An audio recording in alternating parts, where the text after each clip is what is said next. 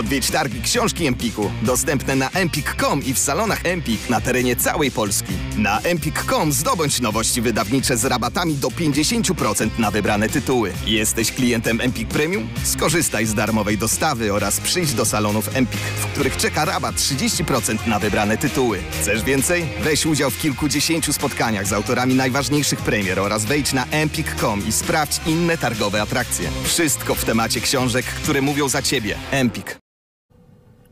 Drodzy Państwo, dzień dobry. 2 minutki po godzinie 16:30. Witam Was z bardzo mocno bijącym sercem i z niezwykle pozytywnymi emocjami na jednej z najciekawszych i najważniejszych literackich imprez sezonu, a więc na targach Książki Empiku. Gdybyście mieli okazję być tutaj, zanim włączyły się kamery i poczuć te emocje, które nam wszystkim się udzieliły, to na pewno czulibyście się świetnie i ja mam nadzieję, że podczas targów, które potrwają do 25 października, ta miłość do literatury, ta miłość do autorek i autorów, do pisarzy, pisarek, do wszystkich twórców, których będziemy gościć na żółtej kanapie Empiku, również Wam się udzieli. Targi Książki Empiku to impreza wyjątkowa, bo to nie tylko spotkania z Waszymi ukochanymi twórcami, to również rabaty, to również książki w bardzo atrakcyjnych cenach, to również książki z autografami, sesje autografów, prawdziwe święto tego, co kochamy najbardziej, a więc literatury i jej twórców. Zaczynamy bardzo mocnym akcentem. Zanim o nim, to pozwolę sobie powitać naszą wspaniałą ekipę, która dba o to, żeby to spotkanie było dla Was jak najpiękniejsze. Pozdrawiam Was w imieniu wszystkich tych, którzy są za kamerami i których nie widzicie, również w imieniu wszystkich koleżanek i kolegów, którzy będą prowadzić spotkania dla Was w tej edycji. Na żółtej kanapie Empiku Ania Rosiak, nasza doskonała tłumaczka języka angielskiego. Jak zawsze, ja nigdy nie wiem, czy w Waszym lewym, czy w moim lewym dolnym rogu doskonały Bernard Kinow, a więc elegancki, dostojny, uczesany, jak zawsze pięknie tłumacz polskiego języka migowego.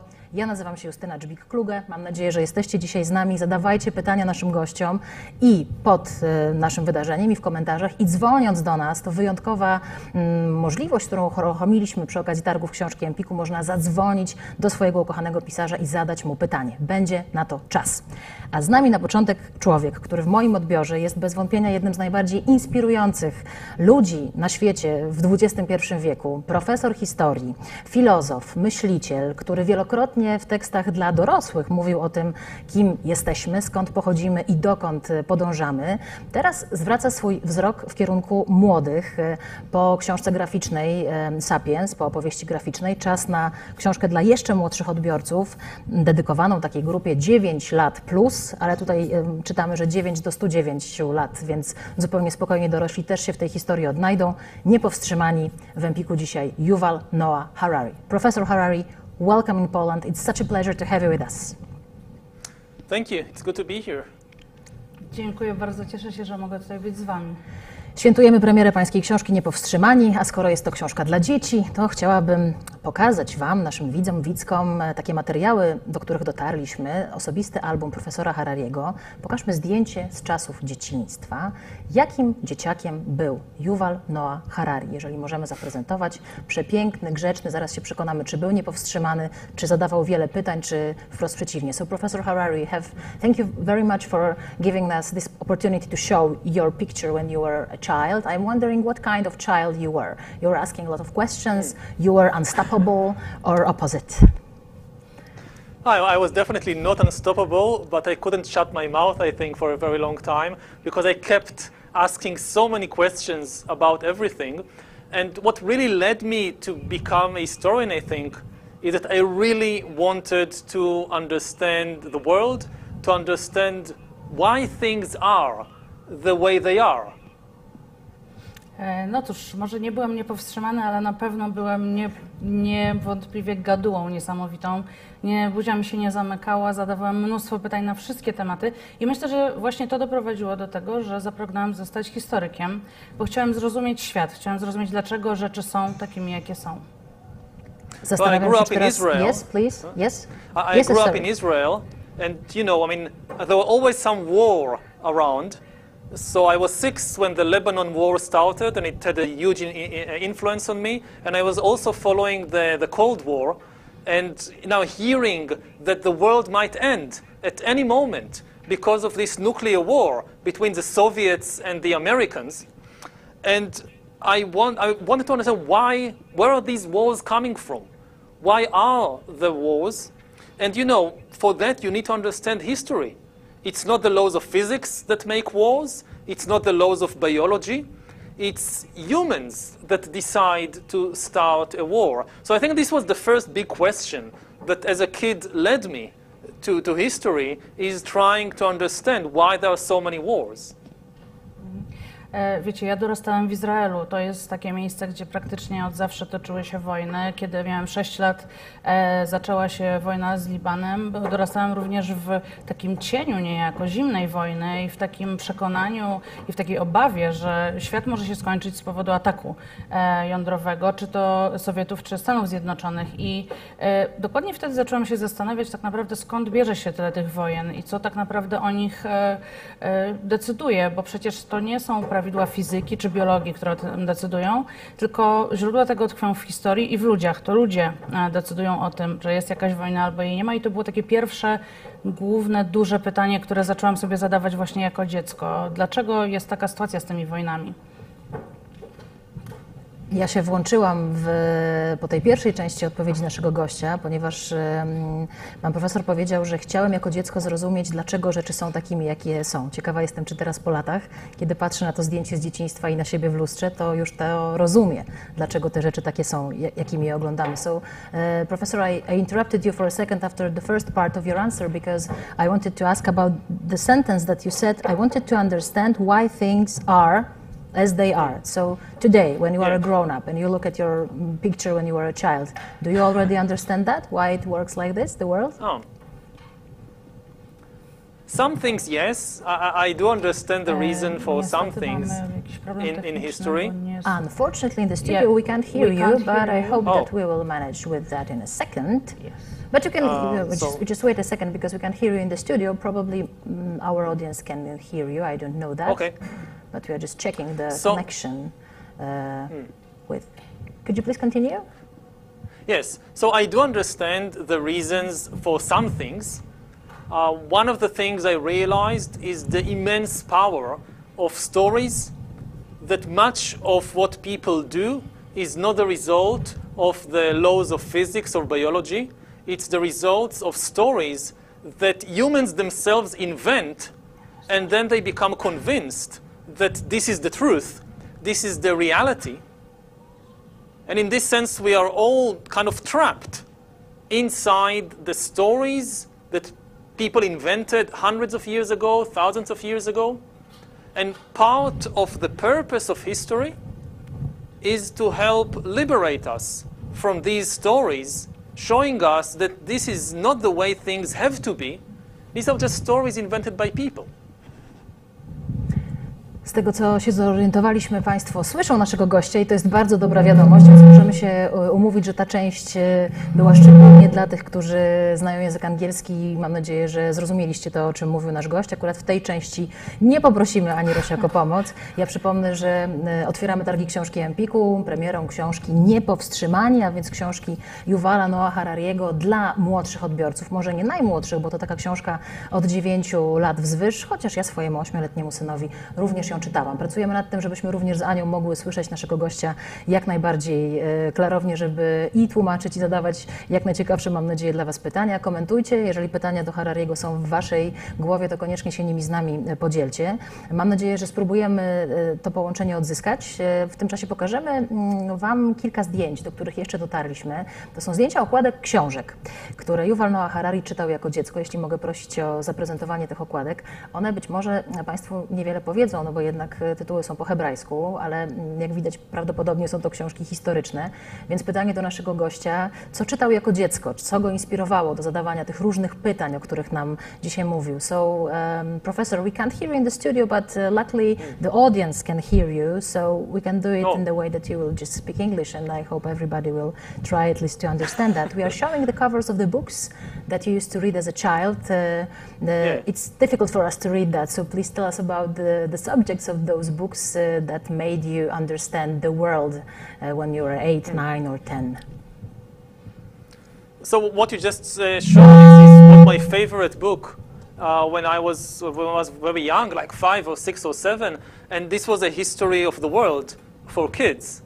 Again, starting from the evolution of humans hundreds of thousands of years ago, and going through the different periods of history, and it really fascinated me to understand that the world that I know, it wasn't always like this.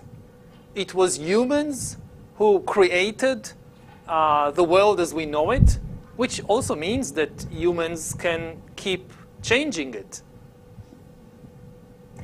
Czasami jest tak, że pisarze, twórcy, no szczególnie właśnie pisarze, którzy od dłuższego czasu przelewają na papier to, co siedzi im w głowach czy w sercach, mówią tak: napisałem tę książkę dla siebie, napisałam taką książkę, jaką sam chciałbym przeczytać. Zastanawiam się, czy Niepowstrzymani to jest taka książka, którą chciałby przeczytać 10-letni Harari. Sometimes writers say that they wrote a book for themselves, a book that they would like to read themselves.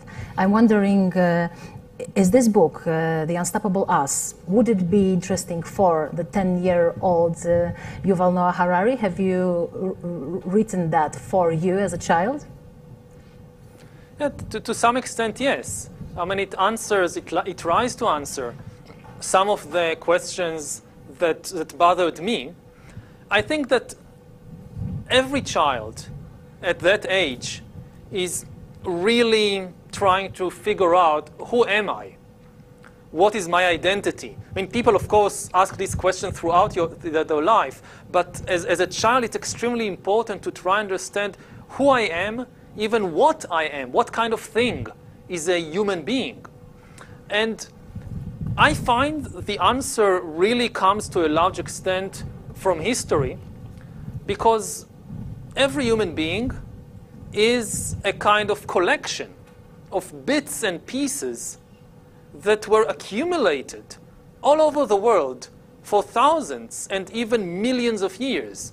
You know, in many schools, in many countries, they teach kids only the history of their people, or their nation, or their religion, which is important, of course, but it doesn't really tell you who you are, because many bits and pieces inside me, they came from, again, all over the world for millions of years. Like, it starts with the simplest things, like the games that we like to play. Like many other kids, I also like to play football. And, you know, football wasn't invented by Jews or by Israelis or by Polish people. It was invented by the English in the 19th century. So this bit of me, my love for football, it comes from England in the 19th century. And then you think about the food we like to eat. So, like many kids, I liked to eat chocolate. Chocolate didn't come from the Jews. Chocolate was discovered by the Olmecs in Central America about 4,000 years ago. So this bit in me, the chocolate, it came from Central America, from the Olmecs. And you like your chocolate sweet, of course. So sugar. And sugar comes from New Guinea. Sugar was first domesticated in New Guinea about 6,000 years ago. So this bit of me, sugar, it comes from there. And like this, you uncover where did you come from. And ultimately, you know, the deepest layer, the deepest level in us, our deepest emotions, like love and fear, they come from millions of years ago. Like love between parents and kids.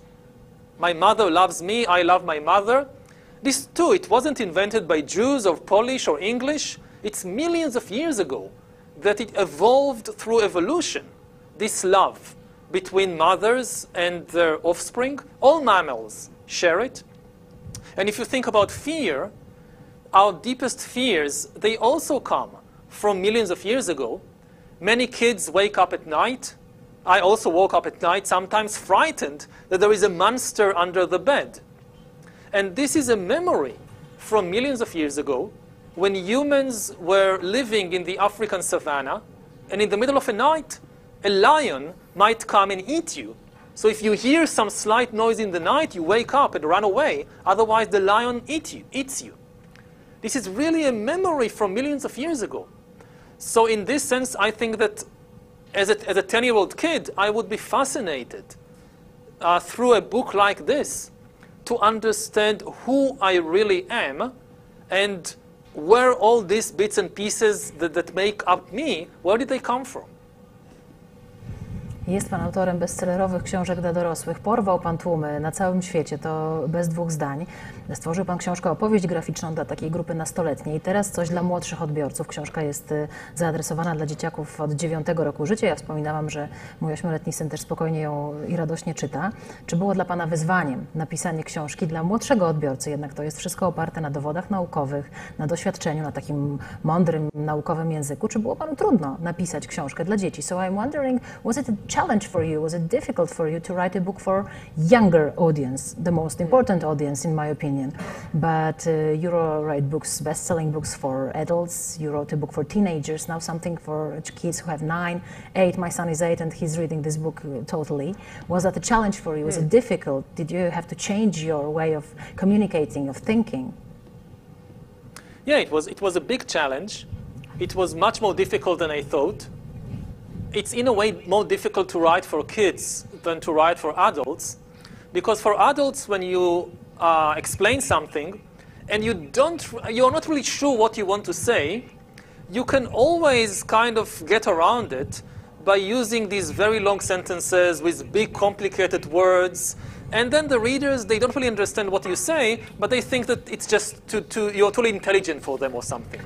With kids, it doesn't work. You have to speak in a very clear and simple language. And for this, you need to really know what you're saying.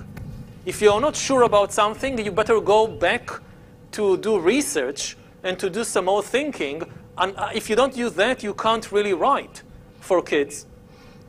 And it was also challenging because we wanted to explain a lot of difficult subjects.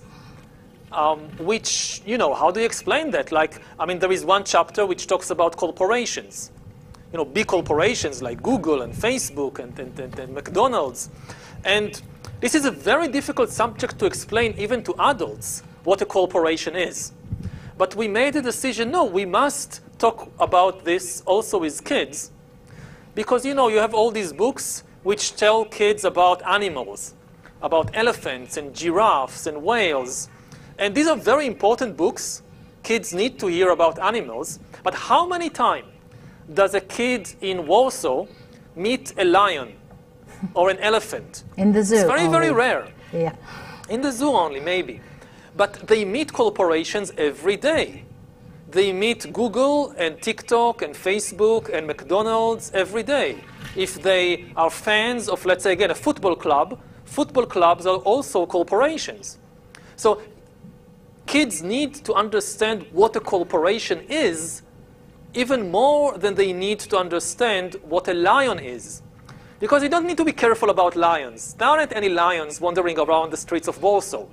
But there are corporations wandering around the streets of Warsaw in a way, and kids should understand what they are and how to deal with them.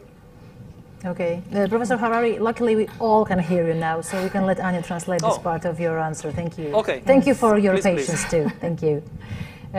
Było to jak najbardziej wyzwanie. Ja w ogóle uważam, że pisanie książek dla dzieci jest niejako trudniejsze niż pisanie dla dorosłych, bo wiecie, z dorosłymi to jest tak, że jeżeli się nie do końca wie, o czym się pisze, można to zawsze ubrać w takie bardzo skomplikowane, długie zdania i wtedy czytelnik pomyśla sobie, kurczę, nie rozumiem do końca, o co tu chodzi, ale pewnie autor jest taki inteligentny, bo takie skomplikowane tworzy myśli. Natomiast z dziećmi to tak nie działa, ponieważ dziecko, jeżeli czegoś nie zrozumie, to po prostu nie zrozumie. Dlatego trzeba pisać zdania proste, jasne, z przekazem, ale taki, który będzie zrozumiały właśnie dla najmłodszych czytelników. Także w momencie, kiedy pisze się książki dla dzieci, trzeba tak naprawdę zrobić dużo lepszy research i naprawdę wiedzieć, o czym się pisze. Wyzwaniem drugim było to, że poruszamy w tej książce nie tylko łatwe, ale też trudne tematy. Na przykład pojawia się rozdział o korporacjach. O korporacjach typu Google, Facebook, McDonald's, takich firmach wielkich, które są tak naprawdę obecne w życiu naszym codziennym. I cóż, to wytłumaczyć, co to jest korporacja, jest czasem trudno nawet dorosłemu, nie wspominając już o dzieciach, tak? Tylko że jest bardzo dużo książek dla dzieci o zwierzętach, o słoniach, żyrafach, wielorybach, lwach i innych. I cóż, te książki są bardzo potrzebne, natomiast no, powiedzmy sobie szczerze, ile razy na ulicach Warszawy dzieci spotkają na przykład spacerującego lwa? Tak, no tutaj ustaliliśmy, że raczej w zoo może się to zdarzyć, ale na Marszałkowskiej nie za bardzo. Natomiast jeśli chodzi o korporacje, to te są obecne w życiu dzieci. Czy to TikTok, czy Google, czy Facebook, czy inne firmy, które się pojawiają.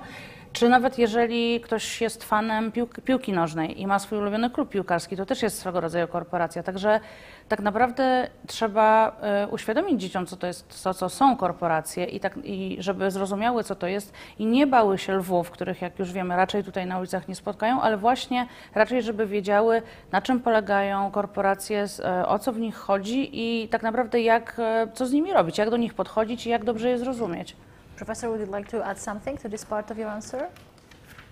No, that was a long answer by itself. So I have a question, maybe not a long question, but a concrete one.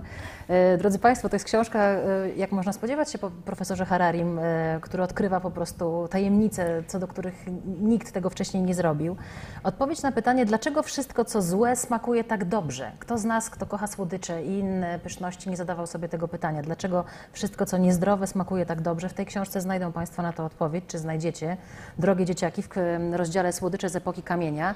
No to pytanie, dlaczego? So professor, well, that's normal because you are Professor Harari, that you are discovering or giving us the mysterious subjects that used to be mysterious before you came and made them, you know, popular and let everybody understand that. So thank you very much for the answer for the most important question: why are bad things so good, so tasty?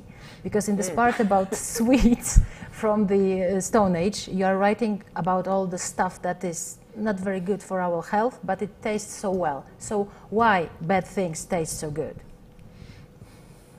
Because originally they weren't bad things. They were actually good for us. I mean, if you go around the African savanna 100,000 years ago and you find something sweet, there is just two sweet things on the African savanna. Either it's fruit, like some ripened figs, or it's honey from bees. And the right thing to do is eat as much of it as quickly as possible, because there isn't much food around. And if you don't eat all the fruits, if you just eat one or two and say, I will come back tomorrow and eat some more, when you come back tomorrow, there aren't any fruits left, because maybe the baboons who live next to you, they came and they ate all the fruits. So to survive in the savannah, the right thing to do, if you come across something sweet, eat as much of it as quickly as possible. And our body is still programmed like that, as if we are still in the savannah. Our body doesn't really know that we are not in the savannah, that we are now in a big modern city. So if you open the refrigerator and there is a big cake there, the urge is, like in the savannah, eat as much of it as quickly as possible. That's true. That's the urge, exactly. What a shame. Cóż, odpowiedź tkwi w tym, że wcześniej to, co dzisiaj jest uważane za złe i nie do końca dobre, takie nie było. 100 000 lat temu, kiedy na afrykańskiej sawanie pojawiło się coś słodkiego, to mogło to być jedna z dwóch rzeczy. To były albo owoce, na przykład dojrzałe figi, albo miód, czyli to, co robiły pszczoły. I cóż, wtedy, kiedy trafialiśmy na coś takiego, my jako ludzie, to dobrą rzeczą było zjeść tak dużo, jak tylko zdołamy w jak najkrótszym czasie. Dlatego, że odkładanie tego na jutro, na przykład zjedzenie 2 fig i pomyślenie sobie, nie będę się przejadał, zjem sobie jutro. Jutro mogło się okazać, że nic z tego nie zostanie, ponieważ żyjące obok pawiany postanowiły zrobić sobie ucztę figową i zjadły wszystko to, co było. I kiedy wracaliśmy na to samo miejsce następnego dnia, to po prostu nic już dla nas nie zostawało. I cóż, nasz mózg jest tak samo, nasze ciało jest tak samo zaprogramowane, jak wtedy, kiedy żyliśmy na tych stepach i cały czas mamy w głowie to, nawet jeżeli w tej chwili większość z nas, część z nas żyje w dużych miastach i po prostu otwiera lodówkę, a tam czeka wielki czekoladowy tort, to nadal sygnał do mózgu wysyłany jest taki: zjedz jak najszybciej, jak najwięcej, jest to możliwe. Ponieważ no po prostu to są takie odruchy nasze jeszcze z czasów bardzo, bardzo dawnych.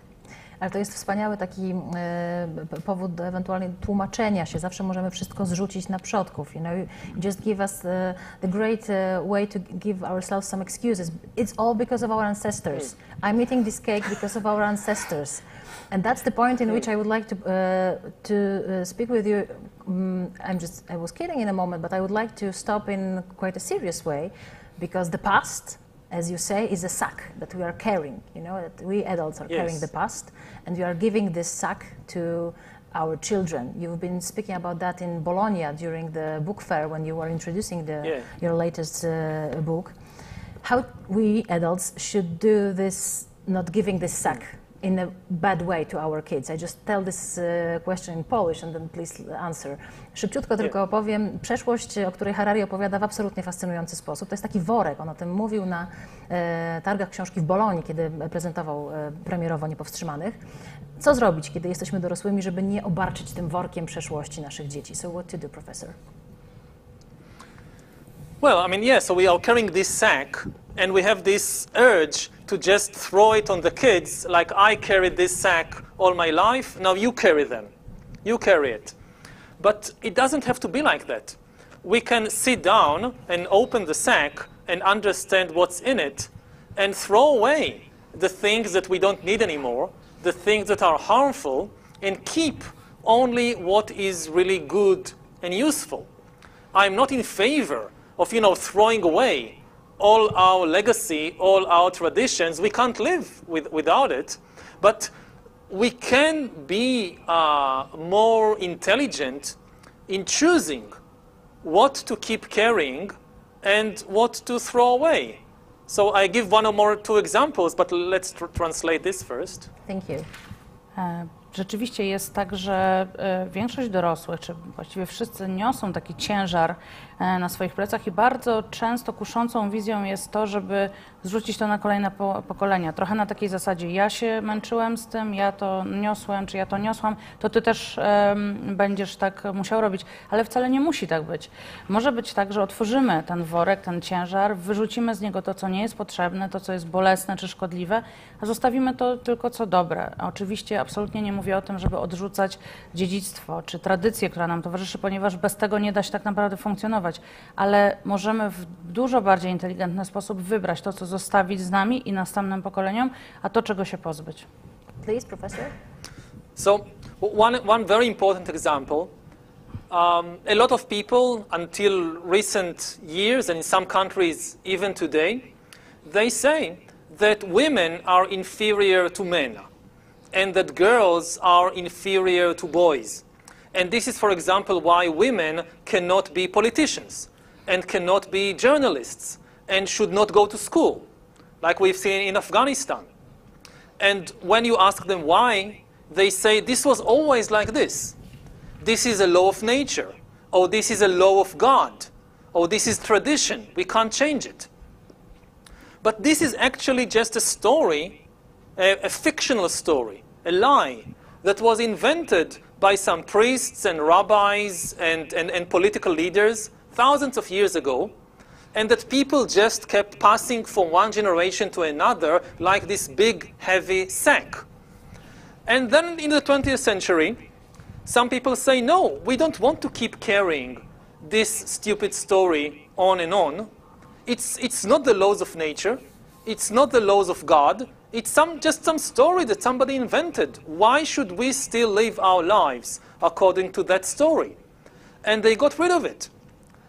And today it's very accepted, at least in most of the world, maybe not in Afghanistan, maybe not in Iran, but in most of the world, that women or girls are as intelligent and capable as men and boys. They can be politicians, they can be journalists, they can be judges, they should be allowed to go to school, to go to university. So this is again, a very powerful story that people carried for thousands of years, and then in a relatively short time, we got rid of it.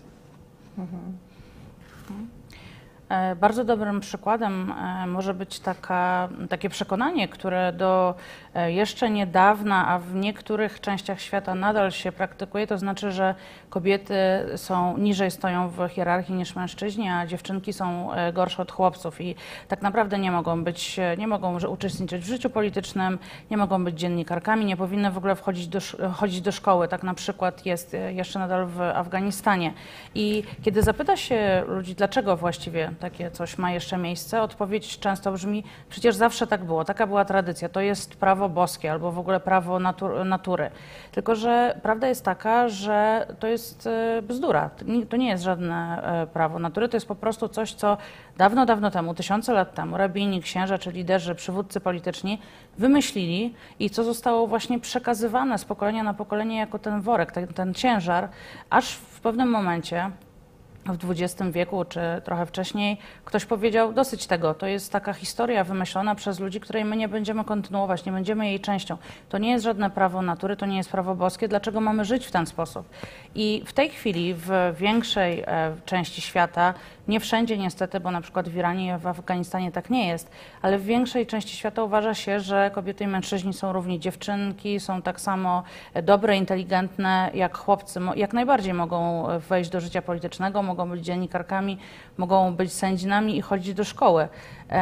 I to jest taka właśnie moc historii, która z jednej strony była takim ciężarem przez bardzo długo, ale z drugiej strony w relatywnie krótkim czasie została odrzucona i to zmieniło bieg świata. Swoją drogą uczy pan profesor w książce Niepowstrzymani młodych ludzi wybierania tych historii w pewien sposób, ale też tego, że ten storytelling pozwolił nam, sapiensom, przetrwać. So speaking about the storytelling that you just mentioned, in The Unstoppable Us, you teach young people that they can choose their own story, speaking about this storytelling, but you say also that we as sapiens survived thanks to this storytelling because we kept telling stories and believing in them. So do you think that children today can choose their own story? Oh, you can change the story. Again, like we are seeing now, these very inspiring images coming from Iran of school children, and especially girls, that are questioning the stories that the adults are trying to force on them. And you know, one of the things about kids, they still don't know the stories that adults keep repeating again and again. This is why change often comes from the children, because they are questioning the stories that the adults take for granted. So this could be religious stories, like about supposedly girls being inferior to boys. This could be about political stories, about economic stories. This is part of the power of the young generation to change the world. Myślę, że młodzi ludzie mogą zmieniać historie, które słyszą.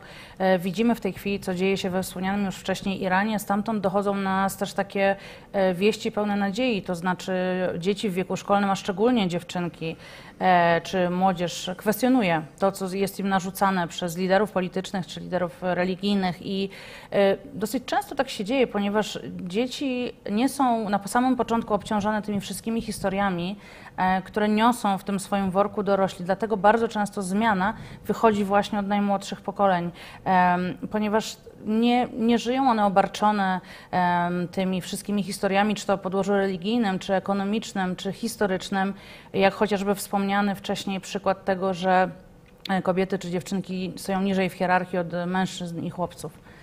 Ja cały czas myślę o tytule książki. So Yes, maybe please, professor. Yes, you can add anything you want. Every large-scale human cooperation is based on storytelling. This is how you convince lots of people to cooperate on something. Now, it can be something good, or it can be something bad. You know, we just heard recently the patriarch of the Russian Orthodox Church telling a story to the Russian soldiers that if you die in the invasion of Ukraine, all your sins will be absolved and you will go to heaven. You know, this is a story we heard many times in history, like in the Crusades and the Jihads. Now, this is a very harmful but powerful story that you don't find among any other animal. You cannot convince a group of chimpanzees to attack another group of chimpanzees by telling them, if you die in this war, you will go to chimpanzee heaven. And you will get lots of bananas and coconuts there, so don't worry. No chimpanzee will ever believe that. Which is why chimpanzees don't build these big armies and go invading distant countries. So this is the bad side of storytelling. But of course, there are also good things about storytelling. By telling a powerful story, you can unite people to fight against a pandemic. Or you can unite people, you know, to play, like football. We are now approaching the World Football Cup. You know, billions of people around the world are preparing for it, to watch it. And again, football is just an imaginary thing that we invented. The laws of football didn't come down from heaven. They were invented by people. To jest tak, że historie i ogólnie wszystkie korporacje większe są zbudowane na pewnego rodzaju historiach i na umiejętności przekonywania bardzo dużej grupy ludzi do tego, żeby współpracowali ze sobą. I cóż, te historie, to co potem jednoczy ludzi, to może być dobre albo złe. Ostatnio świat obiegły zdjęcia i słowa patriarchy Naczelnego Kościoła rosyjskiego, który powiedział publicznie, że żołnierze rosyjscy, którzy zginą na wojnie w Ukrainie, wszystkie grzechy zostaną im odpuszczone, a oni sami trafią do nieba.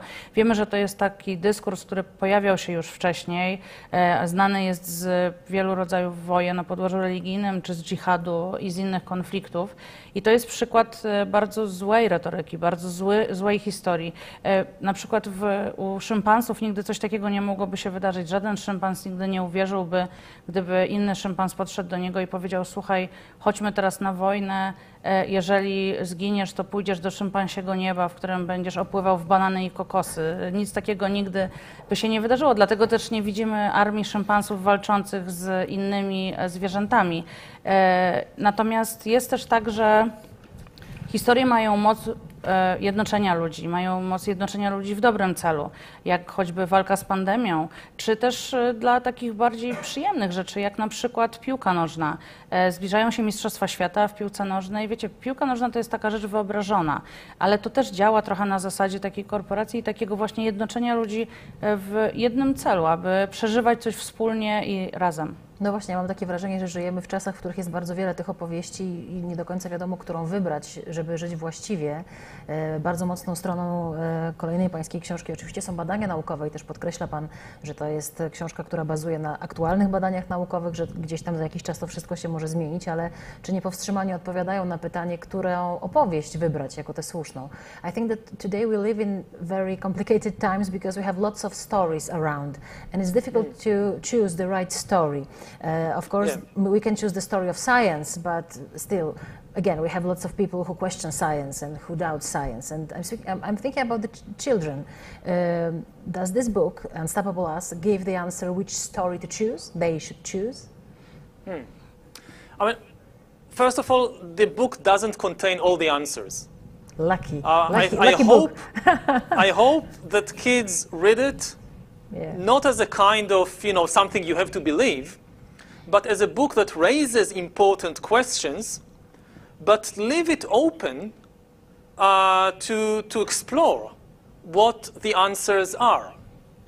I think a very important lesson for everybody, and especially for kids, is that don't believe stories that you are not allowed to question.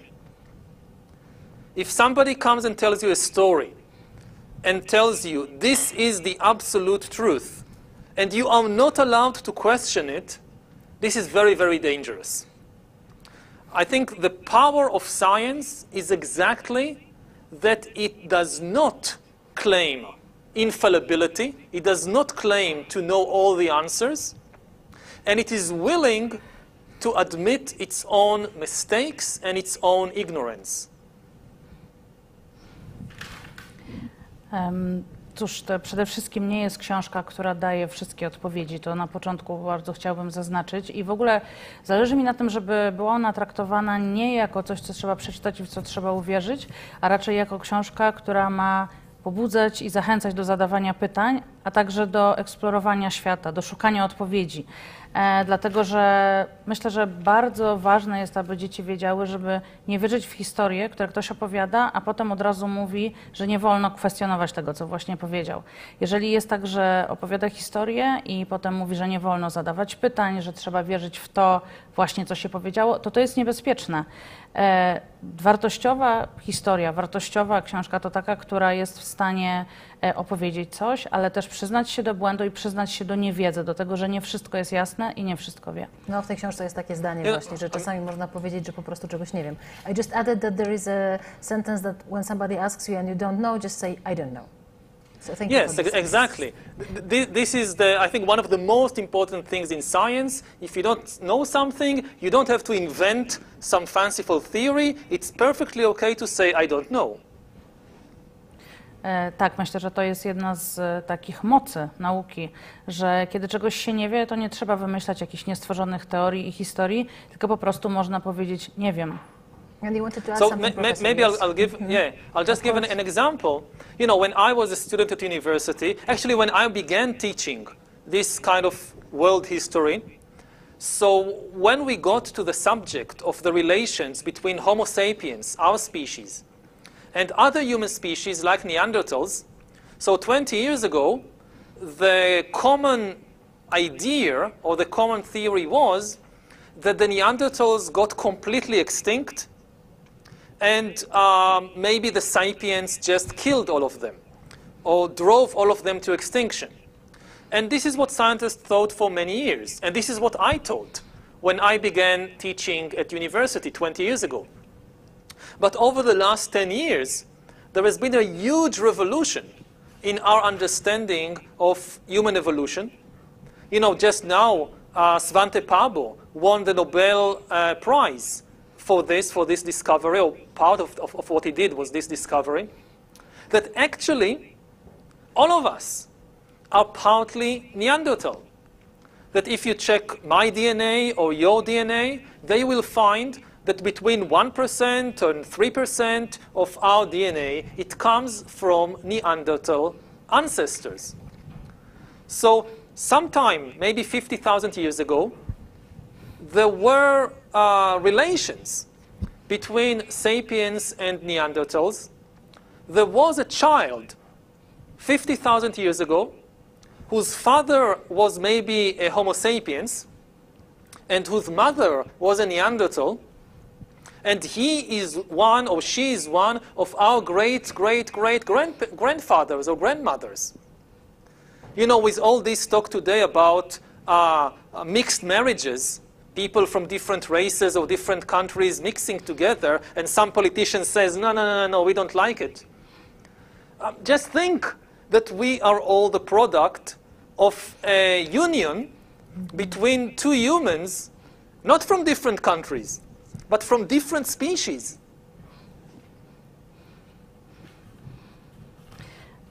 Tak, cóż, muszę przyznać, że ja kiedy studiowałem, a potem kiedy sam zaczynałem swoją karierę też akademicką i uczyłem o historii, o losach świata, jednym z oczywiście wątków, który się pojawiał, to był nasz gatunek, czyli Homo sapiens oraz Neandertalczycy. I jeszcze 20 lat temu, wtedy kiedy właśnie ja zaczynałem swoją karierę akademicką, dosyć powszechną była teoria, że Neandertalczycy wyginęli, ponieważ w jakiś sposób spowodował to gatunek Homo sapiens. Zostali przez nich wybici albo w jakiś sposób przyczyniliśmy się w każdym razie do tego, że poprzedni gatunek po prostu zniknął. I ja też tego uczyłem, bo taka wtedy była obowiązująca doktryna. Tymczasem przez ostatnie 10 lat nastąpił niezwykły rozwój i skok też wiedzy, jeśli chodzi o ludzką ewolucję. Tegoroczna Nagroda Nobla między innymi została przyznana za badania na tym polu, które dowiodły tego, że właściwie we wszystkich nas, dzisiaj żyjących również, jest jakaś część Neandertalczyków, że między 1 a 3% naszego DNA może pochodzić właśnie od nich, że 50 000 lat temu było najwyraźniej tak, że w pewnym momencie pojawiła się para, w której ojciec był przedstawicielem gatunku Homo sapiens, matka z kolei była Neandertalką, o ile mogę tak powiedzieć. I oni mieli potem potomka. I okazuje się, że nasz przodek był właśnie miksem gatunkowym wręcz, można by powiedzieć. Także dzisiaj, kiedy słyszymy różnych przywódców politycznych, czy też innych ludzi z świata publicznego mówiących o tym, że na przykład mieszane małżeństwa to jest coś, co im się w ogóle nie podoba i tego nie powinno być. Cóż, zastanówmy się nad tym i rozważmy to, że my tutaj, którzy jesteśmy, siedzimy, rozmawiamy, jesteśmy nawet nie potomkami mieszanego małżeństwa, tylko małżeństwa międzygatunkowego. Bardzo ciekawe pytanie od Marysi. We have a very interesting question from Marysia, first in Polish. Czy profesor zauważa pewne wzorce postępowań człowieka na przestrzeni dziejów i w jakiej mierze są one zależne od naszej woli, a na ile są nieuświadomione? So Marysia is asking, can you professor see any ways of behaving of human beings during all the ages in the past? Are there conscious or subconscious, the ways that we are acting? Of course, both. People in every age, in every place, some things they were conscious and other things they were unconscious. Like so many, like I said, so many of our fears that are in our unconscious, they come back from thousands and even millions of years ago. Like the fears of monsters. Yeah. Oh, another example is the fear of spiders. That when I was a kid, I was very afraid of spiders. I still don't like them very much, but I was very afraid when I was a kid. And this is strange, because, you know, spiders, they don't kill a lot of people. Maybe every year, like 10 people all over the world are killed by a spider. It's very rare. In contrast, people are not afraid of cars, especially kids. They are not afraid of cars, even though cars every year kill more than 1 million people. Why is it? Because our conscious mind knows that cars are dangerous, spiders are not dangerous. But this is just our conscious mind. This is a very small part of our mind. A much bigger and stronger part of who we are is all the subconscious parts. And there, you know nothing about cars, and you are afraid of spiders. And this kind of controls or influences our behavior much more than what our conscious mind, what we know because we read in a book or something. To jest bardzo ciekawe pytanie i myślę, że to jest, można odpowiedzieć tak, że są i rzeczy, którymi kieruje nasza wolna wola, i rzeczy takie podświadome i niezależnie od tego, w jakim jesteśmy wieku i gdzie jesteśmy na świecie, tak naprawdę lęki są jednym z takich przykładów. W książce poruszam temat strachu przed potworami, które wychodzą w nocy, a także strach przed pająkami. Ja osobiście, jak byłem dzieckiem, bardzo się bałem pająków, nadal za nimi nie przepadam, chociaż nie boję się już ich tak bardzo. Natomiast to jest w ogóle ciekawe, bo bardzo wiele osób boi się pająków, chociaż zdaje się, że badania pokazują, że rocznie tak może z 10 osób ginie z powodu pająków, a mimo wszystko na przykład ludzie dużo mniej boją się samochodów, które z kolei zabijają około 1 miliona ludzi rocznie i to jakby jest wiadomo, bo to są statystyki.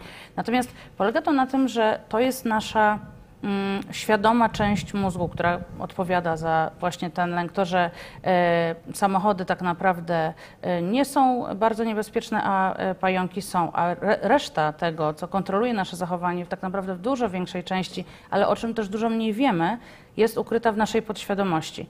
A tam jest tak, że pająki są niebezpieczne, a samochody nie i dlatego sytuacja tak wygląda. Ja cały czas, kiedy rozmawiamy i będę do tego nawiązywać, myślę o tym tytule, o haśle, które jest w tytule książki, czyli Niepowstrzymani. Podtytuł Jak przejęliśmy władzę nad światem, bo ci niepowstrzymani kojarzą mi się z 2 stronami, jasną i ciemną. Jasna jest taka, że jesteśmy niepowstrzymani, zdobywamy szczyty, osiągamy sukcesy, ale ta ciemna jest taka, że jesteśmy niepowstrzymani i niszczymy wszystko, co jest na naszej drodze. Ciekawa jestem, jak pan profesor na to patrzy. I keep thinking about the title of the book, about the word unstoppable. You say unstoppable us, and the title is How We Took Over the World. Because I see 2 parts in this unstoppable world. The bright part, the bright side, and the dark side. The bright is that we are the unstoppables. We can, do things, reach our aims and be great. But the dark side is that we just go further and destroy everything. Don't look at other species. Which part do you choose? I mean, the whole point of choosing this title was to combine the 2 meanings, like you say. because this is what characterizes us. On the one hand, we are extremely powerful. Nobody in the world, no other animal can stop us. On the other hand, this immense power is also a great danger, because sometimes we misuse our power, and then there is nobody out there that can stop us. There are no adults around that if we do something very dangerous, they would intervene and stop us. And it's also very difficult for us to stop ourselves. No matter what we achieve, we just can't stop. We just want more and more. So you see it from the individual level. Somebody made €1 million. They are rarely satisfied. They rarely stop. Now they want 2 million, 100 million, €1 billion. And to the level of entire countries, that again, you look at Russia, the biggest country in the world, they want more territory. So it's very difficult when people accumulate power, they just want more power.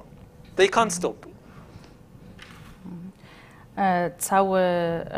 Właśnie cała rzecz przy wyborze tego tytułu polegała na tym, żeby połączyć dokładnie te dwie rzeczy, o których wspominasz, bo z jednej strony jest tak, że mamy tę moc jako ludzie, jesteśmy no po prostu najpotężniejszymi stworzeniami na ziemi i to może mieć dobrą stronę, natomiast z drugiej strony to jest też niebezpieczeństwo, dlatego że czasem zdarza się, że ta moc jest używana w bardzo zły sposób i wtedy jest tak naprawdę, nie ma kto nas powstrzymać, ludzi. Nie zawsze są dorośli, którzy będą w stanie stanąć nam na drodze.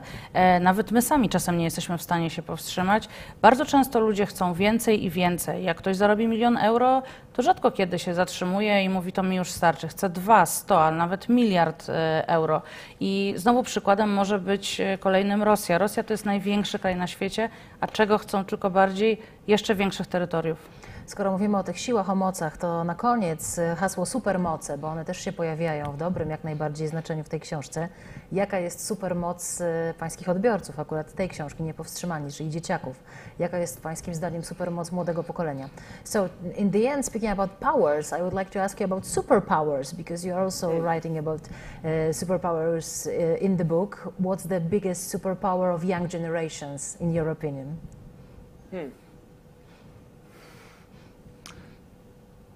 I think their superpower is the ability to imagine a different world.